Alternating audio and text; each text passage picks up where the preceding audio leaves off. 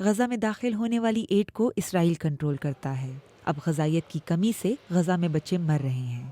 غزہ میں بچوں کے ہسپتال کے ڈاکٹروں کے مطابق ایسے کیسز کی تعداد میں تیزی سے اضافہ ہوا ہے جو سیریس ہیں اور جنہیں فوری نگہداشت کی ضرورت ہے۔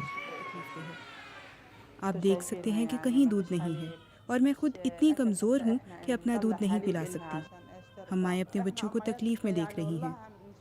یہ ہمارے لیے بہت تکلیف دہ ہے۔ اقوام متحدہ کے مطابق تقریباً 1 لاکھ خواتین اور بچے غذائیت کی شدید کمی کا شکار ہیں اور انہیں جلد از جلد علاج کی ضرورت ہے۔ حالات کی وجہ سے دودھ نہیں ہے، کھانا نہیں ہے، کچھ پینے کو نہیں ہے۔ یہ قحط ہے۔ میں اپنے بچوں سے نظریں نہیں ملا پاتی۔ ہم جمعے کو اسپتال میں داخل ہوئے تھے اور تب سے میرا بیٹا ڈرپس پر زندہ ہے۔ یہ چل بھی نہیں سکتا۔ اسرائیل کا کہنا ہے کہ غزہ میں گزشتہ چند ہفتوں میں بچوں کی خوراک اور شیرخوار بچوں کے فارمولے کے تقریباً 2000 ٹن فراہم کیے گئے ہیں۔